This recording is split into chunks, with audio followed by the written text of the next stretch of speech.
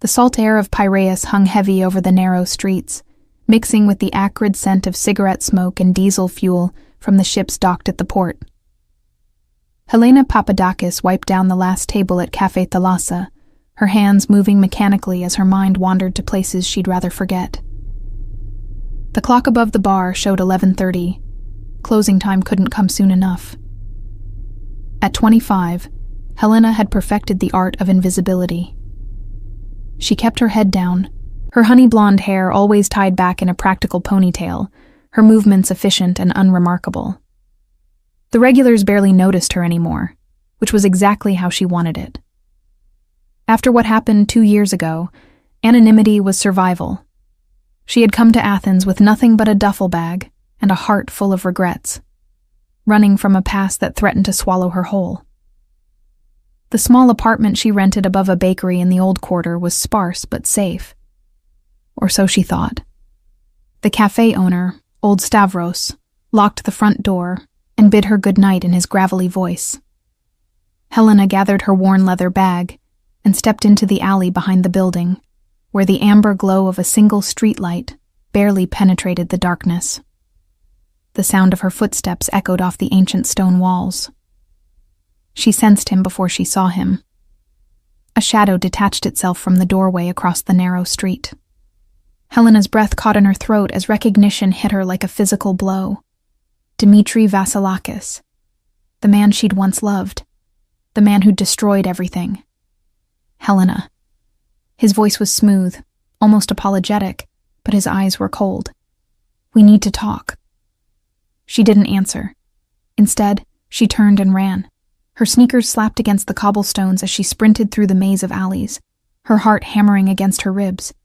Behind her, Dimitri's footsteps grew louder, more urgent. She knew these streets well enough to navigate them in the dark, but panic made her clumsy. She stumbled over an uneven stone, caught herself, kept running. "You can't hide from this," Dimitri called out. "You know too much, Helena. They'll never stop looking." A shot cracked through the night air. White-hot pain exploded in Helena's left side just below her ribs. She gasped, her hand instinctively pressing against the wound as warmth spread across her shirt. Another shot splintered the wooden door beside her head. Her legs threatened to give out, but survival instinct pushed her forward. Through blurring vision, she saw light spilling from a warehouse entrance ahead. Without thinking, she threw herself toward it, bursting through the heavy door and stumbling into a world that would change everything. The space was cavernous, illuminated by hanging industrial lights that cast everything in gold and shadow. Expensive cars lined one wall: Mercedes, BMW, a gleaming black Maserati. Men in dark suits turned at her entrance, hands moving toward concealed weapons. But it was the man standing in the center who commanded every molecule of her attention. Nicholas Drakos. She'd heard the name whispered in fear and reverence throughout Piraeus. The Greek Mafia boss. The man who controlled everything from shipping routes to politicians. From the docks to the mountains of Corinto. He was younger than she'd imagined. Perhaps 38. But everything about him radiated power and danger. His black hair was styled in a perfect slicked-back cut, the kind that cost more than she made in a month. Dark ink marked the left side of his neck in elegant patterns that disappeared beneath his collar, where 2 buttons hung open, revealing a sculpted chest and more artwork across his skin. A gold Rolex caught the light on his wrist. A thin chain with a single pendant rested against his collarbone. His tailored black shirt fit his muscular frame like it was painted on. Helena's knees buckled. She hit the concrete floor hard, her hand pressed against the wound that was now bleeding freely through her fingers. The pain was excruciating, but worse was the humiliation of being here, of bringing violence to this man's doorstep. Nicholas was beside her in 3 long strides. She hadn't even seen him move. He crouched down, his dark eyes, almost black in the dim light, assessing her with an intensity that made her feel exposed despite her clothes. "Who did this?" His voice was controlled, each word precise and dangerous. Helena tried to speak, but only a whimper escaped. Blood seeped between her fingers no matter how hard she pressed. "Get Andreas," Nicholas barked to someone behind him, never taking his eyes off her. "And lock down the perimeter." Someone followed her here. His hand moved to cover hers, applying firm pressure to the wound. The pain made her vision swim, but his touch was surprisingly gentle despite the strength in those fingers. "Look at me," he commanded softly. When she didn't respond immediately, his other hand cupped her jaw, forcing her gaze to meet his. "Look. At. Me." Helena's brown eyes locked with his. In that moment, with death whispering in her ear, and this dangerous stranger holding her life in his hands, something passed between them, a recognition neither could name. "Tell me his name," Nicholas ordered, his voice low and absolutely certain. "The man who shot you. Tell me his name, and I'll make sure he never hurts you again." She wanted to. God, she wanted to say Dimitri's name and let this powerful man erase him from existence.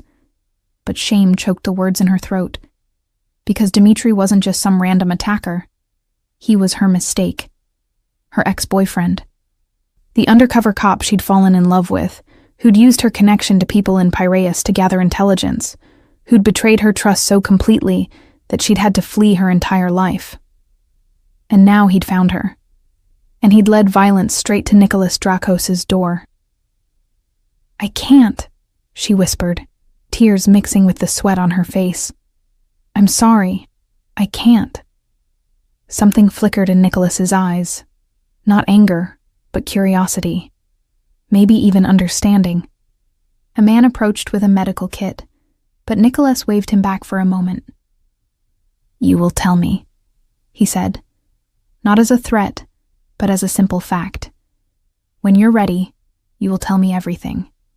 But first, we keep you alive." He lifted her as if she weighed nothing, cradling her against his chest as he strode toward a back room. Helena's head fell against his shoulder, her consciousness fading at the edges. The last thing she registered before darkness claimed her was the scent of expensive cologne and gunpowder, and the steady rhythm of his heartbeat beneath her cheek. In that warehouse in Piraeus, as the Greek Mafia boss carried a bleeding stranger to safety, neither of them knew that a single bullet had just set in motion a love story that would reshape both their worlds. Helena woke to white walls and the antiseptic smell of medical supplies. Pain radiated from her side in waves, but it was manageable, nothing like the searing agony she remembered. She tried to sit up and immediately regretted it. "Don't move." The voice came from the corner of the room. Nicholas sat in a leather chair, one ankle crossed over his knee, watching her with those penetrating dark eyes. He'd changed clothes, now wearing a charcoal gray suit with the jacket draped over the chairback, his white shirt still open at the collar, revealing the intricate inkwork that seemed to flow like water across his skin. "Where am I?" Her voice came out hoarse. "Somewhere safe." He stood and approached the bed, his movements fluid and controlled. Andreas removed the bullet.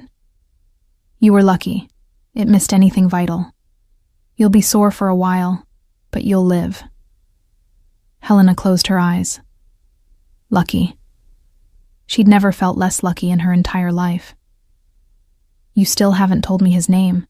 Nicholas pulled a chair closer to the bedside and sat, leaning forward with his elbows on his knees.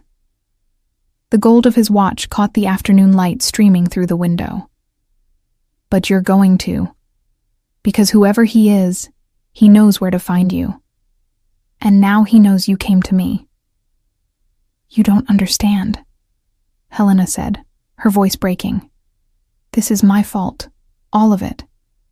I brought this to your door. I should leave before." "Before what? Before he finishes what he started?" Nicholas's jaw tightened. "You're not leaving. Not until I know what I'm dealing with."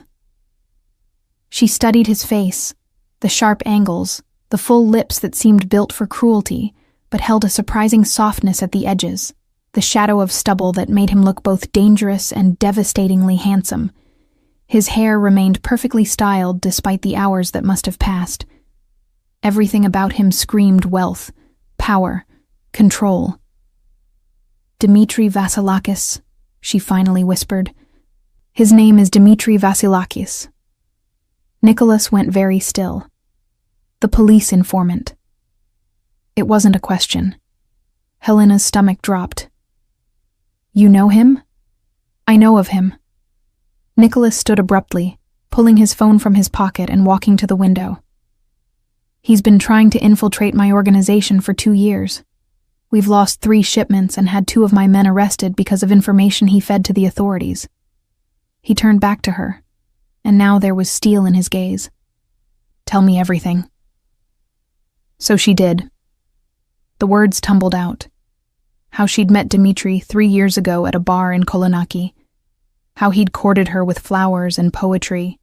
How he'd slowly, carefully extracted information about the people she knew. The neighborhood connections her late father had maintained. She'd been naive, desperate for love after losing both parents within a year of each other. She hadn't realized she was being used until it was too late. "When I found out what he really was, I confronted him," Helena continued, her hands twisting the blanket. "He told me if I said anything to anyone, he'd make sure I went to prison as an accessory. He had recordings of our conversations, photos of me with people he claimed were criminals. I didn't know who to trust, so I ran. Changed my name from Papadakis to Koutsolis, dyed my hair, moved to Piraeus. I thought I'd finally disappeared." Nicholas returned to his chair, his expression unreadable. "But he found you. Someone must have recognized me. Maybe at the cafe. I don't know." She met his eyes. "I never meant for any of this to touch you. I just needed somewhere to hide. You chose my warehouse. I chose light. I chose people. I didn't know it was yours." A long silence stretched between them. Helena waited for his anger, for him to throw her out, or worse. Instead, he did something that surprised her. He laughed. It was a dark sound, but genuine. "The universe has a strange sense of humor," he said. "The woman who stumbles bleeding into my operation is connected to the rat who's been costing me millions." He stood again, buttoning his cuffs with precise movements. "But I believe you. I don't know why, but I do." "What are you going to do?" Helena asked, fear making her voice small. Nicholas adjusted the ring on his right hand, a heavy gold piece with a family crest. "First, I'm going to make sure Dmitri doesn't find you. Second, I'm going to figure out who in his department is feeding him information about my movements. And third," he paused, studying her with an intensity that made her skin warm. "Third, I'm going to keep you close until I understand why a woman I've known for less than 12 hours matters more to me than she should." Before Helena could process that statement, the door opened and a woman in her 50s entered carrying a tray of food. She had kind eyes and a maternal presence that immediately put Helena at ease. "You need to eat," the woman said in Greek, setting the tray on the bedside table. "Andreas says you lost a lot of blood. This will help." Nicholas spoke to the woman in rapid Greek, then switched back to English for Helena's benefit. "This is Maria. She'll look after you. Rest, eat, heal. We'll talk more tomorrow." He moved toward the door, but Helena's voice stopped him. "Why are you helping me? I'm nobody. I'm the reason your operation was compromised." Nicholas turned, his hand on the doorframe. The light from the hallway backlit him, making him look almost otherworldly. "You want the truth? I saw something in your eyes when I found you bleeding on my floor. Something I haven't seen in a very long time in this world I live in." He paused. "You were more afraid of telling me that name than you were of dying. That kind of loyalty, misplaced as it was, is rare. And in my business, rare things are valuable. I wasn't being loyal to you. No, you were protecting yourself from shame, from judgment. Even while bleeding out, you were trying to carry your burden alone. His voice softened almost imperceptibly. I understand that impulse better than you know. After he left, Helena stared at the closed door for a long time. Maria bustled about, fluffing pillows and adjusting the IV drip that Andreas had insisted on leaving in place. Through the window, Helena could see mountains in the distance. They'd left Athens then. This was somewhere remote. Safe. She touched the bandage on her side carefully. The bullet that should have killed her had instead led her to the most dangerous man in Greece. A man who looked at her like she was a puzzle he needed to solve. A man whose protection felt more substantial than anything she'd known since her parents died. Helena had spent 2 years trying to disappear. Now, lying in a bed in a safe house owned by the Greek Mafia, protected by a man with murder in his reputation, and something unexpectedly gentle in his eyes, she realized that maybe she'd been found instead. And for the first time since Dimitri had shattered her world, she didn't feel entirely alone. 3 days passed in a blur of healing and discovery. The safe house turned out to be a villa, perched in the mountains of Corinto, with whitewashed walls and blue shutters that overlooked the Corinthian Gulf. It was beautiful, isolated, and utterly removed from the world Helena had known. Maria proved to be more than a caretaker. She was Nicholas's former nanny, a woman who'd raised him after his mother died when he was 7.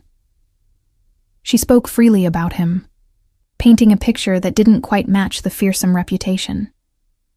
He was such a serious boy, Maria said while changing Helena's bandages. Always reading, always watching.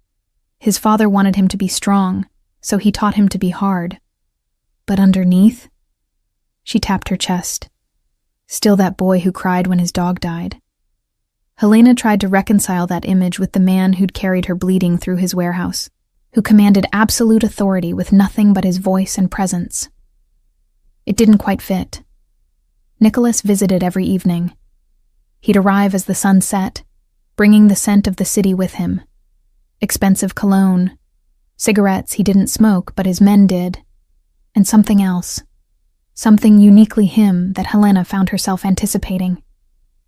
He'd sit in the chair by her bed, still impeccably dressed despite the long days, his slicked back hair never out of place, and they'd talk. Not about the obvious things, not about Dimitri or the danger that still lurked beyond these walls. Instead, he asked about her childhood in Thessaloniki, about her parents who'd run a small bookshop, about the degree in literature she'd abandoned when they died, and surprisingly, he shared pieces of himself too.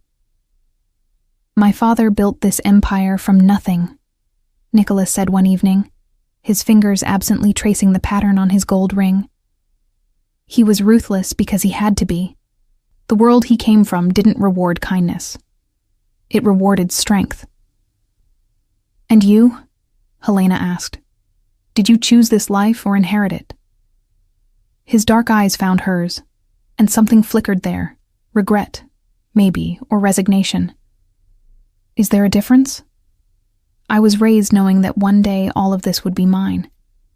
The question was never if I'd take it, but whether I'd survive it long enough to matter. That's a lonely way to grow up. Lonely keeps you alive. He leaned back, the chair creaking slightly under his muscular frame. Trust gets you killed. Then why are you trusting me? Nicholas was quiet for a long moment. Outside, crickets sang their evening song, and the breeze through the open window carried the scent of jasmine. When he finally spoke, his voice was lower, more intimate. I don't know. Logic says I shouldn't. You're a liability. A connection to a man who wants to destroy everything I've built. But when I look at you... He trailed off, seeming to struggle with the words. When I look at you, I see someone who's been hurt by the same forces that shaped me. Different circumstances, same result. You understand what it means to survive when the world wants you broken. Helena's breath caught. She'd been trying not to think about how aware she was of him, the way his presence filled whatever space he occupied, the unexpected gentleness in his hands when he helped her stand to walk around the room, the heat that sparked when their eyes met. This was dangerous territory. He was a Mafia boss. She was running from a past that could destroy them both. But God, when he looked at her like that, none of the logical reasons to keep her distance seemed to matter. On the fourth day, Helena was strong enough to walk the villa's grounds with only minimal pain. Nicholas arrived earlier than usual, dressed in dark jeans and a fitted black Henley that showed off the full extent of the artwork, decorating his arms and chest. Without the formal suits, he looked younger, more dangerous, and impossibly more attractive. "Walk with me," he said. They made their way through the garden, past bougainvillea that cascaded in purple waterfalls and olive trees that had probably stood for centuries. Helena noticed the security cameras hidden among the branches, the men stationed discreetly at the perimeter.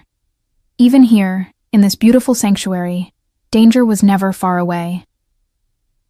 "I've found Dmitri," Nicholas said without preamble. Helena stopped walking. "Where?" "Still in Athens. He's been looking for you, asking questions in Piraeus. Getting sloppy, actually. Desperate." Nicholas turned to face her, his hands in his pockets. "My sources say he's in trouble with his handlers. The information he provided about my organization has dried up since you disappeared. They think he's lost his edge." "Because I was his edge," Helena said bitterly. "I was how he got close to people. Yes, and now he needs you back, either to use you again or to eliminate you as a loose end." Nicholas's jaw tightened. "I won't let either happen." "How can you stop him? He's a cop. He has resources, protection. And I have something he doesn't." Nicholas stepped closer, close enough that Helena had to tilt her head back to maintain eye contact. "I have you, and I know how to protect what's mine." The possessiveness in his voice should have frightened her. Instead, it sent warmth flooding through her chest. "I'm not yours." "Aren't you?" His hand came up to cup her cheek, his thumb brushing across her lower lip with devastating gentleness. "You've been here 4 days. You could have asked to leave, could have demanded I take you to a hospital, to the police, anywhere else. But you stayed. Why?" Helena couldn't answer. Because the truth was terrifying. She'd stayed because here, in this villa with this dangerous man, she felt safer than she had in years. Because when he looked at her, she felt seen in a way that had nothing to do with the information she could provide or the connections she could offer. Because somewhere in the last 4 days, Nicholas Drakos had stopped being the Greek Mafia boss and had become simply Nicholas, the man who brought her tea exactly how she liked it, who listened to her talk about books with genuine interest, who smiled when he thought she wasn't looking. "I stayed because you make me feel like I matter," she finally whispered. Something raw and unguarded flashed across his features. His hand slid from her cheek to the back of her neck, his fingers tangling in her hair. "You do matter. More than you should. More than is wise." He leaned closer, his breath warm against her lips. "I've killed men for less reason than what Dmitri did to you. I should want you here only to use as bait, to draw him out and end this. But instead, all I can think about is keeping you safe, keeping you here, keeping you." Nicholas. Whatever she meant to say was cut off by his lips on hers. The kiss was electric, consuming, filled with weeks of tension compressed into days. His mouth moved against hers with practiced skill, but underlying hunger, and Helena found herself pressing closer despite the pull of her healing wound. His other arm wrapped around her waist, careful of her injury, but firm enough to eliminate any space between them. When they finally broke apart, both breathing hard, Nicholas rested his forehead against hers. "This is a mistake," he said roughly. "You should be terrified of me." "I know." Helena's hands had found their way to his chest, feeling the rapid beat of his heart beneath her palms. "But I'm not," Should I be? He pulled back enough to meet her eyes. I've done terrible things, Helena. I've ordered deaths. I've hurt people. The man you're kissing is not a good man. And the man who sat by my bed every night, who makes sure Maria brings me books to read, who looks at me like I'm something precious. She held his gaze. Is he a good man? He's trying to be, for you. Which might be the most dangerous thing of all. Nicholas released her slowly, taking a step back. Because if something happens to you because of me, because of this world I live in, I'm not sure what I'd become. They stood in the garden as the sun set over the Corinthian Gulf, painting the sky in shades of orange and gold. Helena touched her lips, still feeling the ghost of his kiss. She knew this was madness, knew that falling for Nicholas Drakos was like dancing at the edge of a cliff. But she'd spent 2 years living in fear, making herself small, denying herself any chance at connection. And now, with this dangerous, complicated man looking at her like she was his salvation, she was tired of running. So what do we do about Dmitri? She asked, choosing action over fear. Nicholas's expression hardened, the softer man from moments ago disappearing behind the Mafia boss. We use you as bait. We draw him out. And we end this permanently. You want to kill him. I want to eliminate a threat to something I care about. Yes. His eyes met hers, unflinching. Can you accept that? Helena thought about Dmitri, about his betrayal, about the bullet he'd put in her, about the 2 years she'd lost because of his manipulations. She thought about the life she might have if he was gone, if she could stop running and start living again. Yes, she said quietly. I can accept that. Nicholas nodded once, then extended his hand. Then let's go inside. We have plans to make. As Helena placed her hand in his, feeling the strength in his grip and the warmth of his skin, she realized she'd crossed a line. Whatever happened next, whatever price they'd have to pay, she was no longer a victim of her circumstances. She was making a choice, and her choice was him.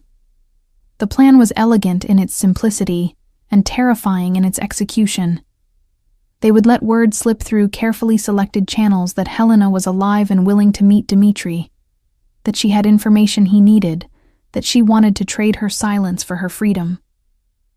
The meeting would take place at an abandoned warehouse near the port in Piraeus, a location Dmitri would believe he could control, but it would be Nicholas's territory all along. He'll bring back up, Nicholas said as they reviewed the blueprints of the warehouse in his study. 3 other men stood around the table: Andreas, who'd removed her bullet, Stavros, Nicholas's second-in-command, and Theo, his head of security.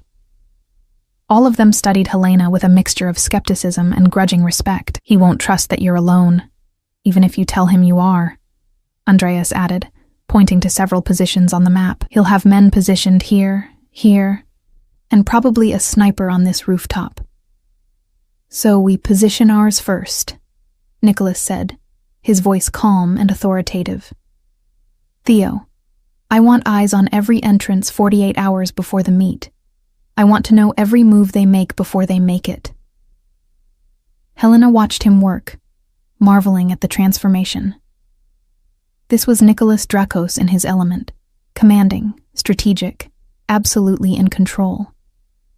His hands moved over the blueprints with confidence, his mind 3 steps ahead of everyone else in the room. The expensive watch on his wrist caught the light as he gestured, and the ring on his finger, the one with his family crest, seemed to carry the weight of generations. And if something goes wrong? She asked, her voice steady despite the fear coiling in her stomach. All 4 men turned to look at her. It was Nicholas who answered. Nothing will go wrong. I'll have 20 men positioned throughout the warehouse. You'll wear a wire. The moment Dmitri confirms anything incriminating, or makes a move toward you, we take him. You mean kill him. I mean neutralize the threat. Nicholas's eyes held hers across the table. You don't need to be in the room when that happens. The moment we have what we need, Theo will get you out." "No." Helena straightened her shoulders, ignoring the twinge from her still healing wound. "I stay until it's done. He shot me. He used me. He gets to see that I survived him." Stavros let out a low whistle. "She's got fire, boss. I like her." "Everyone out," Nicholas said quietly. "Now."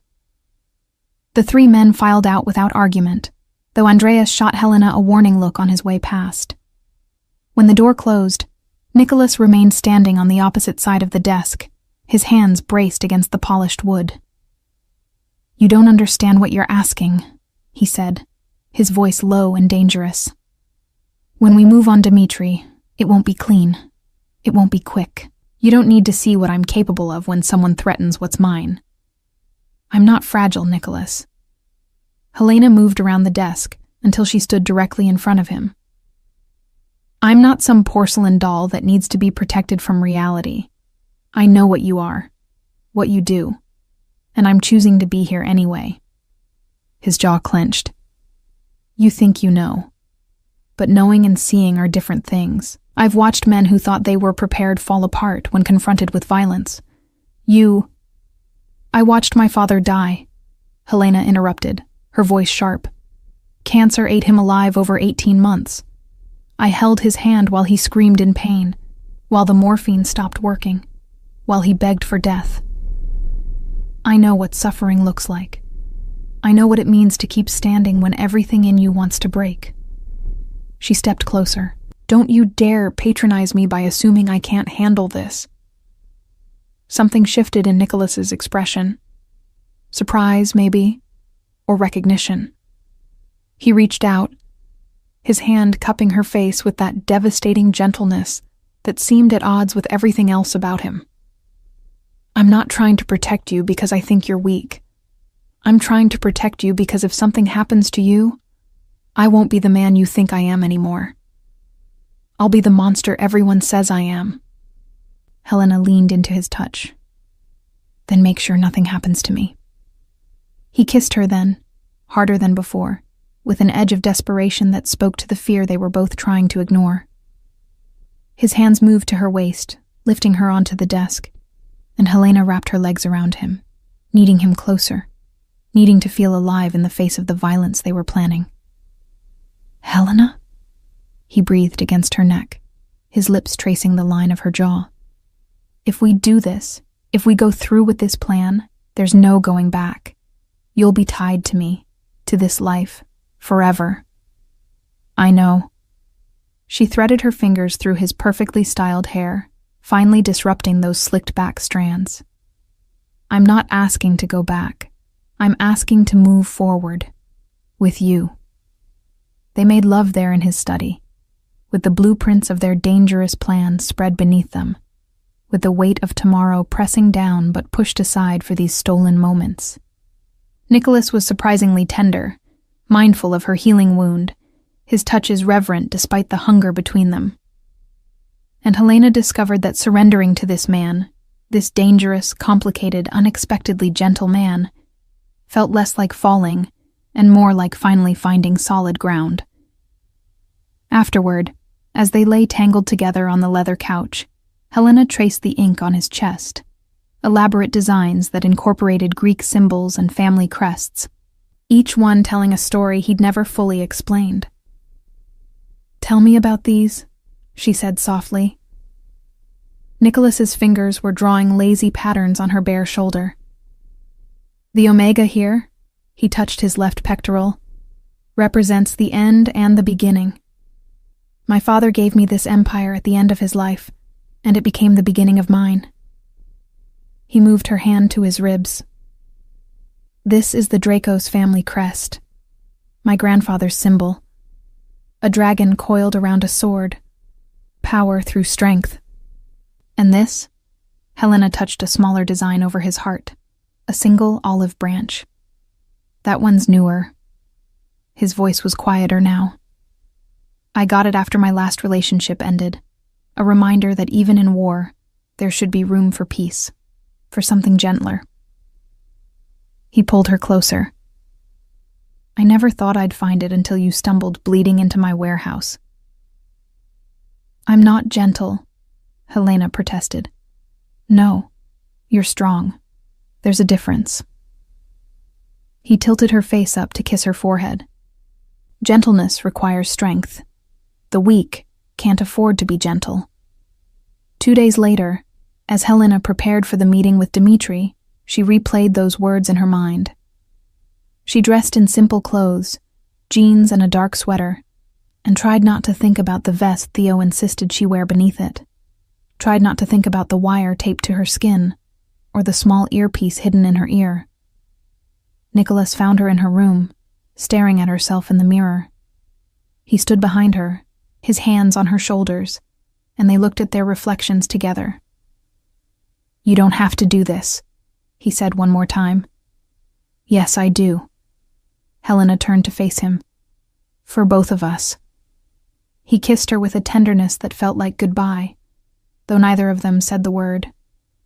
"Stay near Theo. The moment anything feels wrong, you run.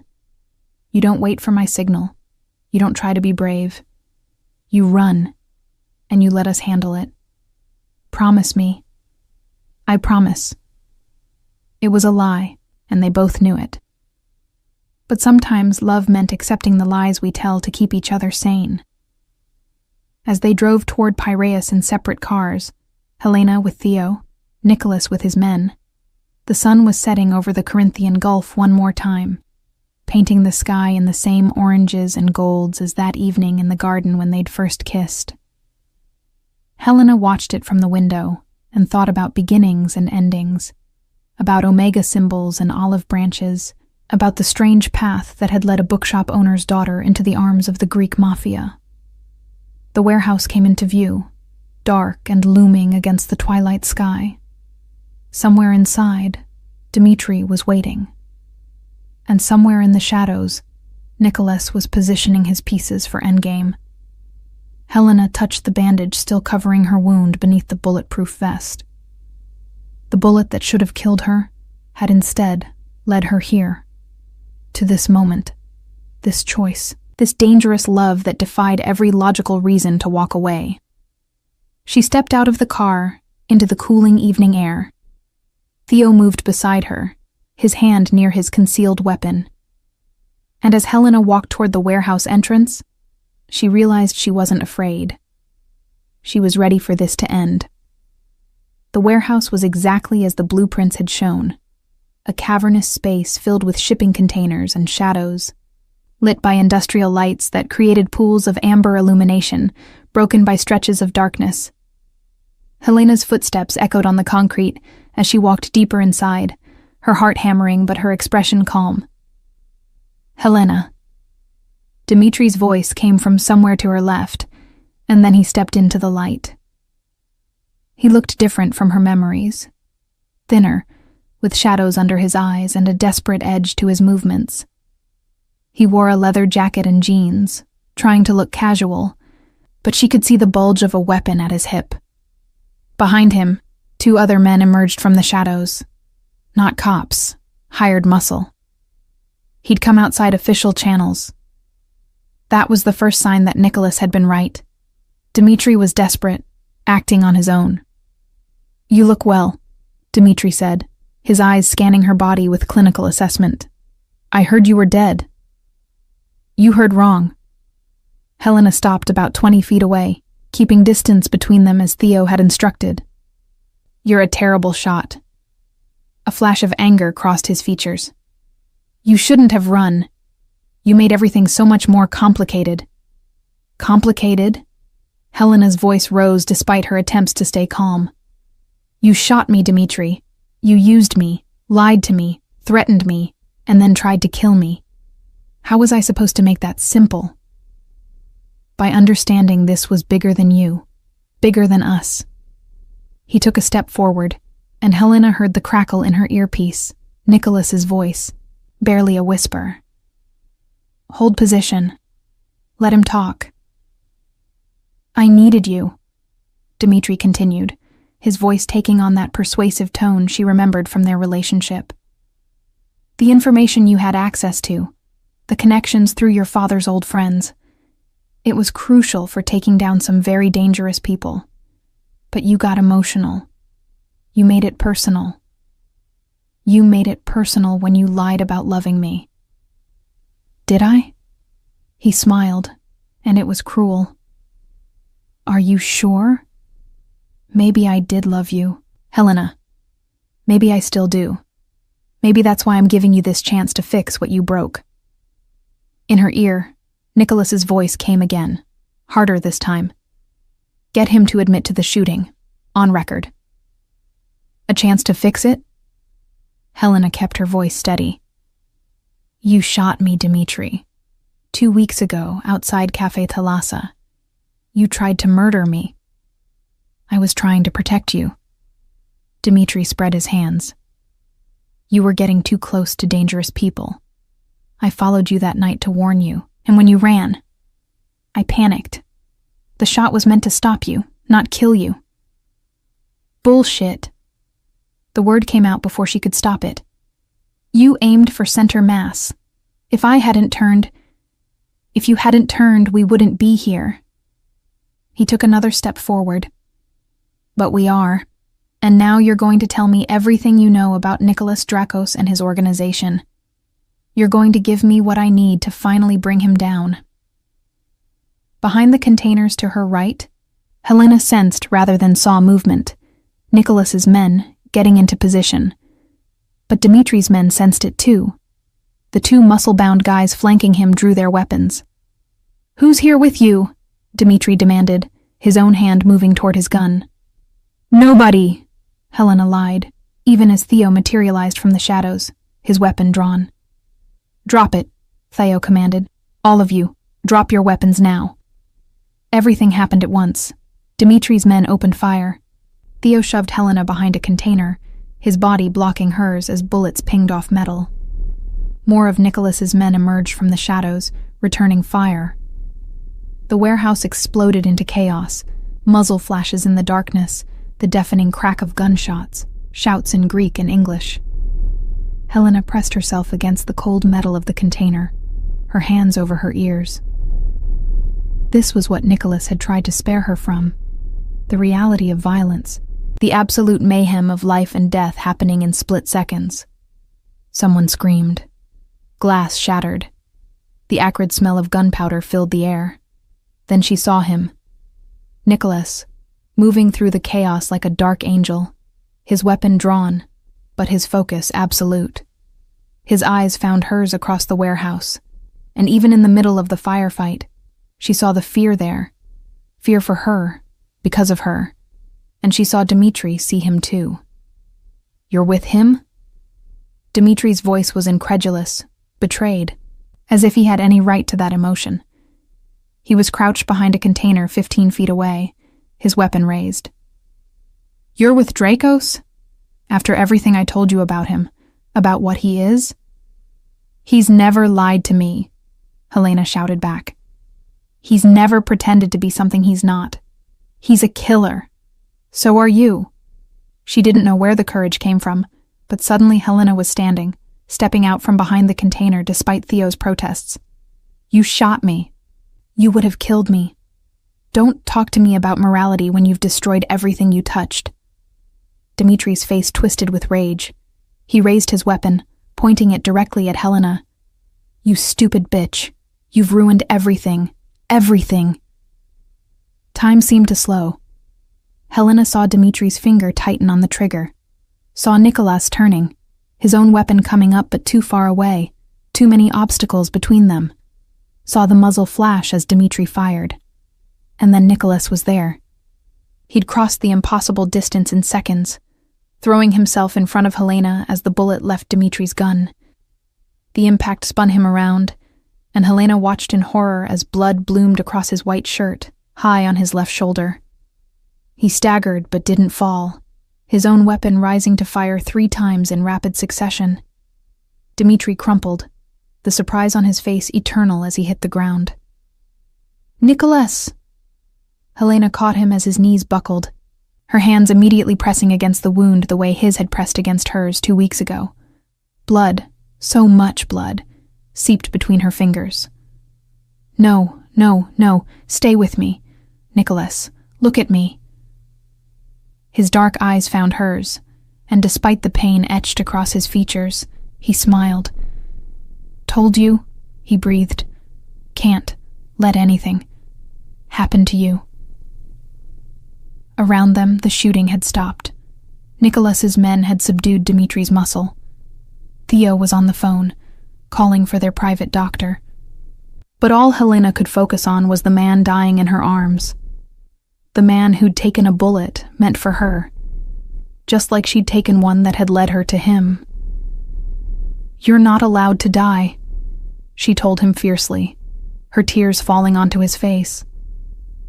Do you hear me? You don't get to save me and then leave me here alone. That's not how this works. Helena. His hand came up to touch her face, leaving a smear of blood across her cheek. The way I feel about you. It's worth it. No. No. It's not. Nothing is worth this. She pressed harder against the wound, trying to stem the bleeding. Andreas.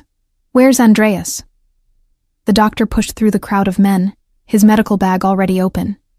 He took one look at the wound and started barking orders. They moved Nicholas to a cleared space, and Helena refused to let go of his hand even as Andreas cut away his shirt and began working to stop the bleeding. It's through and through, Andreas said after a tense examination. Missed the major arteries.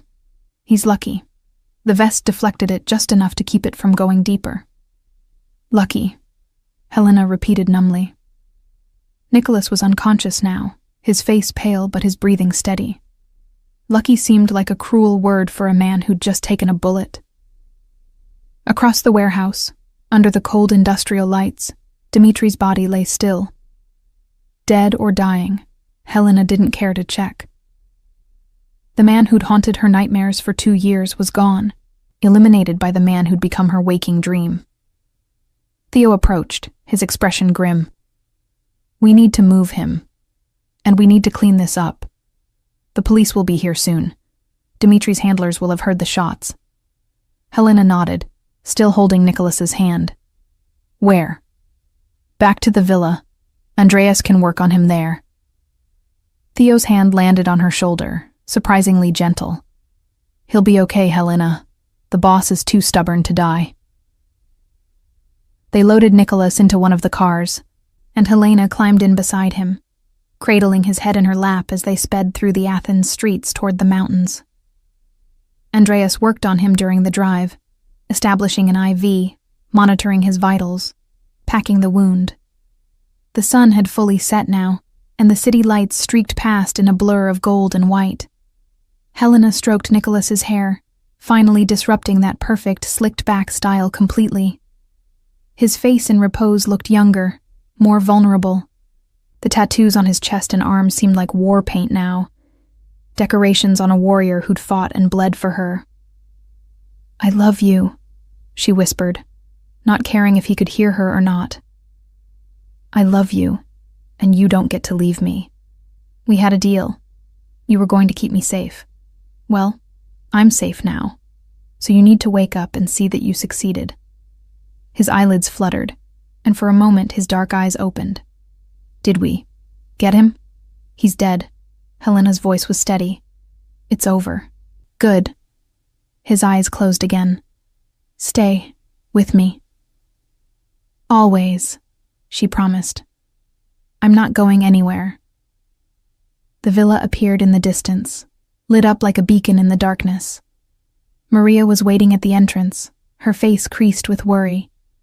Together they moved Nicholas to his bedroom, a space Helena had never seen before, all dark wood and masculine elegance, with floor-to-ceiling windows overlooking the Gulf.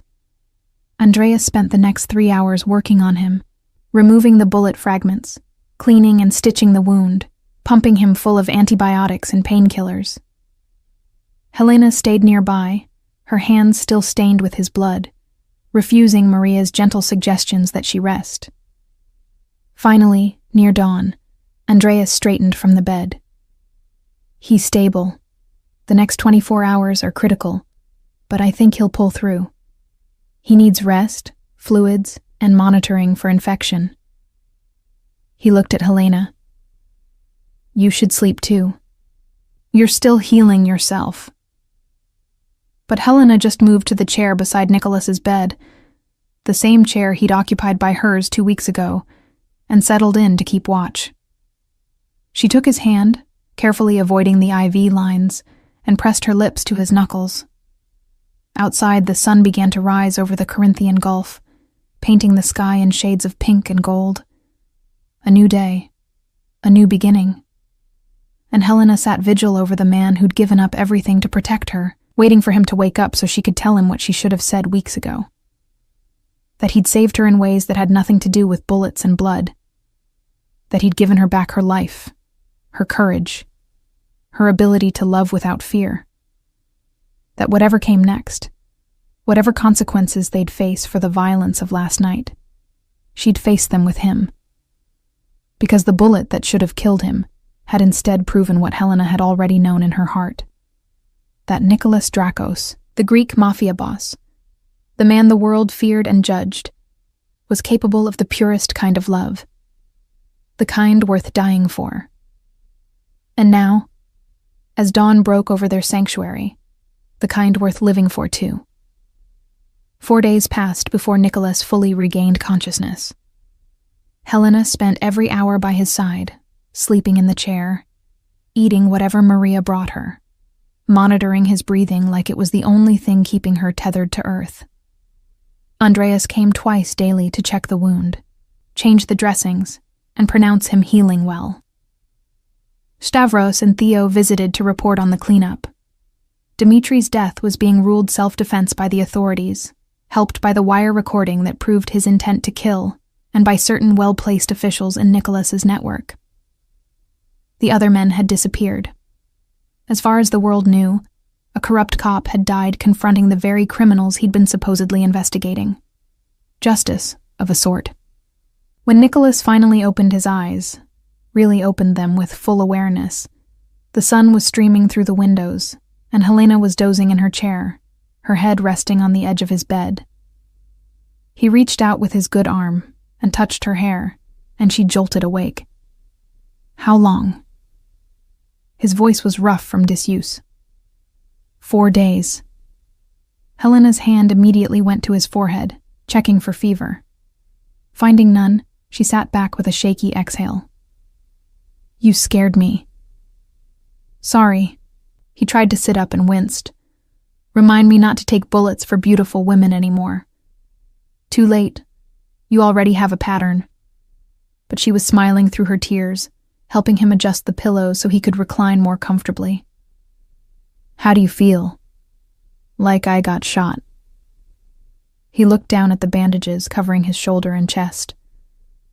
Andreas says it was clean? Through and through. You were lucky. That word again. Nicholas reached for her hand, threading their fingers together. I don't feel lucky. I feel like an idiot for not positioning myself better, for letting Dimitri get that shot off. You saved my life. You saved mine first. His thumb traced circles on her palm. Fair trade. Helena shook her head. It's not a competition, Nicholas. No, it's not. He pulled her gently toward him, ignoring the pull on his wound. It's a promise. You protect me, I protect you. That's how this works now. She let herself be drawn onto the bed beside him, careful not to jostle his injuries. They lay face to face, and Helena marveled at how this man, this dangerous, powerful, complicated man, looked at her with such open vulnerability now. The walls he'd built over a lifetime had crumbled in the 4 days he'd spent healing, with her voice as his constant companion pulling him back from darkness. I killed him, Helena said quietly. I know Theo and the others took care of the scene, but I'm the reason Dimitri's dead. My wire, my testimony, No. Nicholas's voice was firm. I killed him.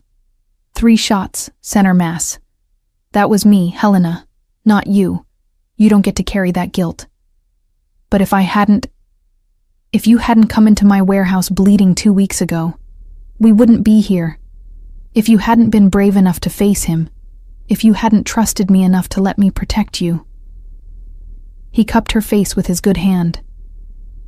"There are 1,000 ifs, but the only one that matters is this. If I had let him shoot you, I would have burned the entire city to the ground and then burned myself with it. So yes, I killed him, and I'd do it again, without hesitation." Helena searched his eyes for regret, for doubt, and found only certainty. This was who he was, a man who lived by his own code, who protected his own with absolute conviction. She'd never asked him to be anything different. "I love you," she said, the words coming easily now. "I've been telling you for 4 days while you were unconscious, but I wanted you to hear it while you could remember. I love you, Nicholas Drakos. All of you. The good and the complicated and the dangerous parts. Something raw and beautiful transformed his features. Say it again. I love you. Again, I love you." She kissed him softly, mindful of his injuries. "I love you, and I'm not going anywhere." "Sahi Mu," he breathed against her lips. "My soul. That's what you are. The part of me I thought I'd lost.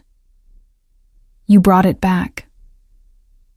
They spent the rest of the day in bed, not making love but something perhaps more intimate. Talking. Sharing the pieces of themselves they'd been too afraid to reveal before. Nicholas told her about his mother's death, about his father's cold instruction in power, about the first man he'd killed, and how it had haunted him for years. Helena told him about the guilt she carried over her parents' deaths, the scholarships she'd abandoned, the life she'd thought she'd live before everything fell apart. And slowly, piece by piece, they built something new between them. Not a fairy tale romance, but something stronger, a partnership forged in blood and survival, in honesty and acceptance. A week later, Nicholas was well enough to walk the villa grounds, his arm in a sling but his spirits recovering. He found Helena in the garden where they'd first kissed, sitting beneath an olive tree with a book in her lap. The afternoon sun turned her hair to honey gold, and when she looked up and smiled at him, Nicholas felt something in his chest that had nothing to do with his healing wound. "Reading?" He sat beside her carefully. "Rereading. One of my favorites, The Odyssey." She showed him the cover. About a man trying to find his way home. "Have you found yours? Home, I mean." Helena looked at him for a long moment, then set the book aside. "I think home found me. In a warehouse in Piraeus, when a dangerous man decided I was worth saving. I'm not that dangerous," but he was smiling. "You took on bullets for me. That's pretty dangerous." She leaned her head on his good shoulder. "What happens now? The authorities will be watching you more closely after everything with Dmitri." "Let them watch." Nicholas's arm came around her waist. "The evidence says Dmitri was a dirty cop who got what he deserved. My lawyers have already filed the documentation. And more importantly, his department doesn't want the scandal of a deep investigation. They're eager to close the case." "So it's over?" "This chapter is." He tilted her face up to his. "But I've been thinking. About the future. About what I want that future to look like. And I want you in it. Not hiding, not just surviving. I want you to live again, Helena. Really live. Go back to school if you want. Open that bookshop you told me about. Build something that's yours." Helena's throat tightened. "And you? What do you want?" "I want to build something too. Something cleaner than what my father left me. I've spent 15 years running an empire built on violence and fear. Maybe it's time to try something different. Use all this power and money for something that matters." He paused. "With you beside me. If you'll have me. Is that a proposal?" Helena's heart was racing. "It's a promise. Propose comes later, when I can actually kneel without passing out, His smile was soft. But yes, eventually, I want you to be my wife. I want to wake up every morning and see you in my bed. I want to fight with you about small things and face the big things together. I want everything, Helena, with you. She kissed him then, pouring everything she felt into that kiss. Love and gratitude and hope and fierce, burning joy. When they finally broke apart, both smiling, the sun was setting over the Corinthian Gulf in shades of gold and orange that had become their signature backdrop. Okay, Helena said. Yes, to all of it. 3 months later, on a quiet winter morning, they stood in a small chapel overlooking the sea. Maria cried through the entire ceremony. Andreas served as best man, still grumbling about patients who wouldn't follow doctor's orders. Theo and Stavros provided security that no one needed, because the guest list was deliberately small. Helena wore a simple white dress and carried olive branches, for peace, for new beginnings. Nicholas wore a perfectly tailored suit with his hair slicked back and his wife's initials tattooed over his heart, right beside the olive branch he'd gotten the year before. They exchanged vows in Greek and English, promising to protect and cherish, to stand together against whatever came. And when the priest pronounced them married, when Nicholas kissed her with such tenderness that several guests applauded, Helena thought about the bullet that had changed everything, the violence that had led her to love, the darkness that had somehow illuminated the path to light. After the ceremony, they stood on the balcony of the villa, looking out over the water. Helena's hand rested on her husband's chest, feeling the steady beat of his heart beneath her palm. Over his heart, she could see the edge of new ink, her initials, HP, intertwined with an olive branch. No regrets? Nicholas asked, his arms wrapped around her from behind. Not even one. She turned in his embrace. You know what the strangest part is? I spent 2 years running from danger, trying to stay invisible, trying to stay safe. And then I ran straight into the most dangerous man in Greece. And for the first time since my parents died, I felt truly safe. That's because you saw past the reputation to the man underneath. Not many people do that. Then not many people deserve you. Helena reached up to touch his face, tracing the strong line of his jaw. But I do. We earned each other, Nicholas. Every bullet, every moment of fear, every choice we made, it all led here. He caught her hand and pressed a kiss to her palm, right over the scar from where she'd pressed against her own wound the night they met. His shoulder still bore the mark of where he'd taken a bullet for her. They were both scarred now, both marked by the violence that had brought them together. But the scars were proof they'd survived, proof they'd fought for something worth keeping. As the sun set on their wedding day, painting the Corinthian Gulf in the colors that had witnessed their story from the beginning, Nicholas Drakos and Helena Papadakis, now Helena Drakos, held each other and looked toward the future they'd built from bullets and blood, from fear transformed into courage, from survival transformed into love.